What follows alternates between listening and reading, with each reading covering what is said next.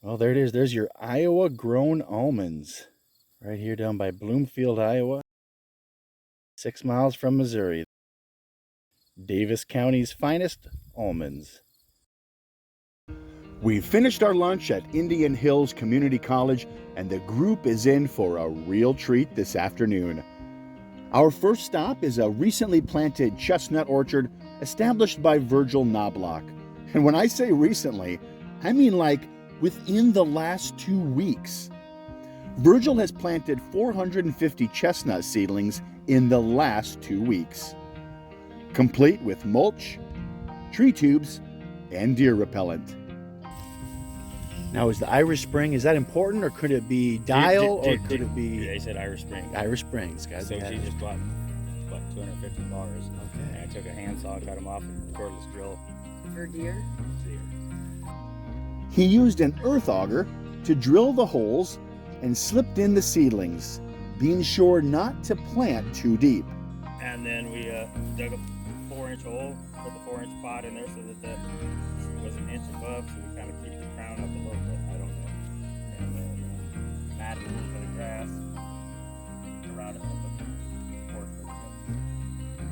This is a fantastic planting, and I can't wait to come back in a couple of years to see the progression of this orchard.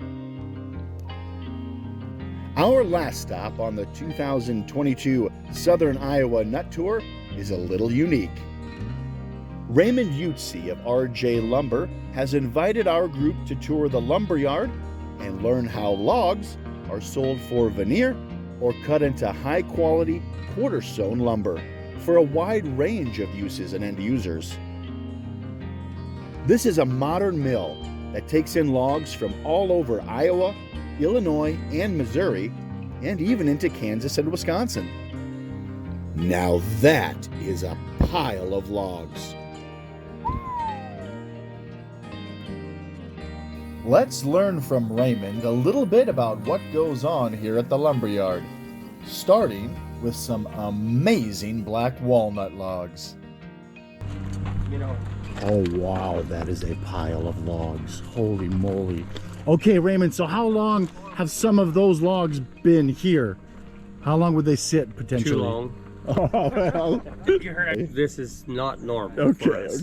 For to have this many logs this time of year. Sure. Usually this time of year we're down to, 25% of that. Gotcha. You know.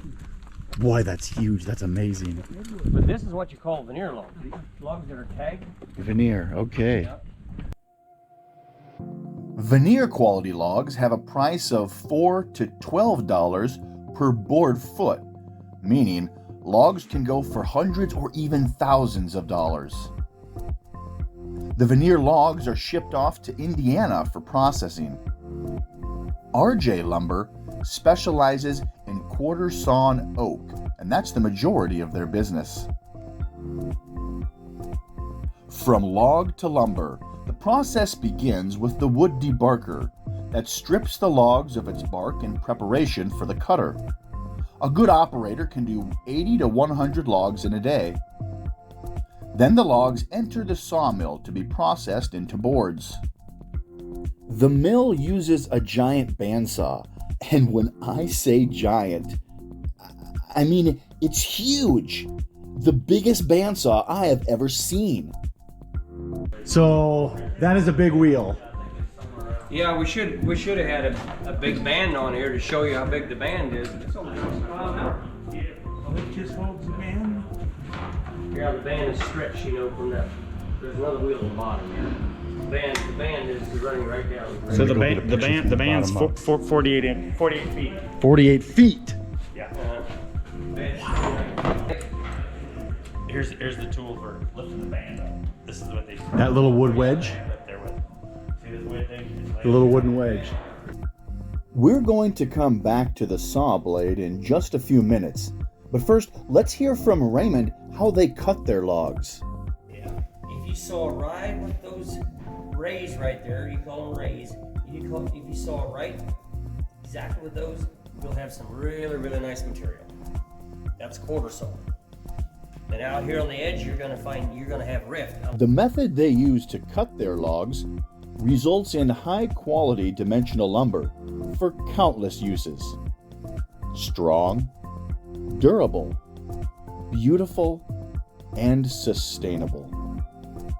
You may be wondering, if the mill is cutting all this wood, where does the sawdust and wood chips go? Great question. Would you believe that the mill produces 2 semi-loads of wood mulch every single day?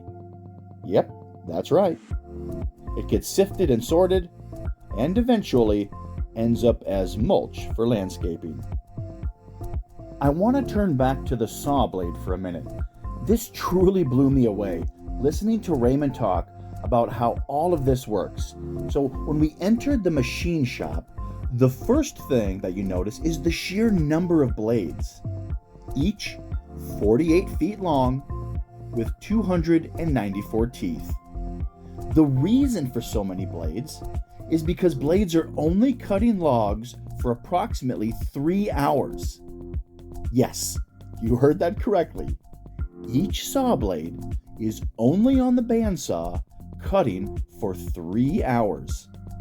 Then the blades are swapped out for a different one, the person in the sawing booth is swapped out, and another 3-hour shift begins. In the machine shop, the blades are sharpened and reworked to ensure the precise amount of kerf for the blade, and then tossed back into the rotation. That's the end of the tour at RJ Lumber. I want to thank Raymond and his crew for showing us around an Iowa sawmill and explaining the ins and outs of getting from logs to lumber. Before I make the 4-hour trek back to northern Iowa, I want to see these almond and English walnut trees producing nuts right here in Davis County, Iowa. So off to Virgil Knobloch's we go. Well, there's your almond tree growing in Iowa. Looks like a few fruit hanging on over here.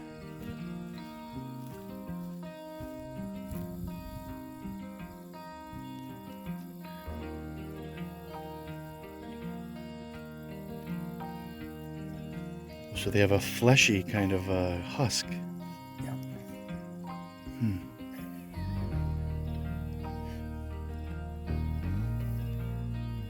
Look out, California. We have Iowa-grown almonds. Well, now, would you look at this? Look at this grafted. This is an English walnut.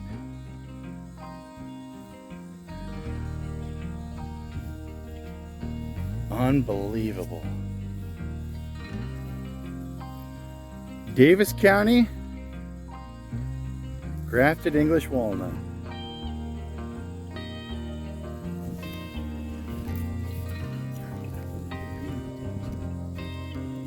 Yep, we had fruit.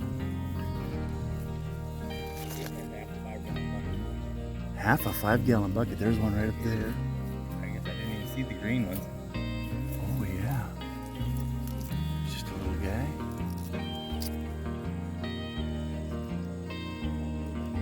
October 1st, National Nut Month. We're kicking things off right here with Virgil Knobloch in Davis County. English walnut in southern Iowa. Ooh, that's a pretty sight. Asian pears. Look at all of these beautiful golden pears. So, Virgil, are they ripe right now, ready to eat, or? There's been a lot of them blowing down in the wind. Okay. These might be a touch on the green side. You might need to leave them on the. Just a little bit more. You're hanging in the tree on a milk jug. But the pink lady, these got some red in them, which means they would have been sugary. And they'll by October 15th or November, as long as you can leave them on the tree. The redder they are, the sweeter they are. But these are a real late apple. What are you getting into there? Oh, that's a pear.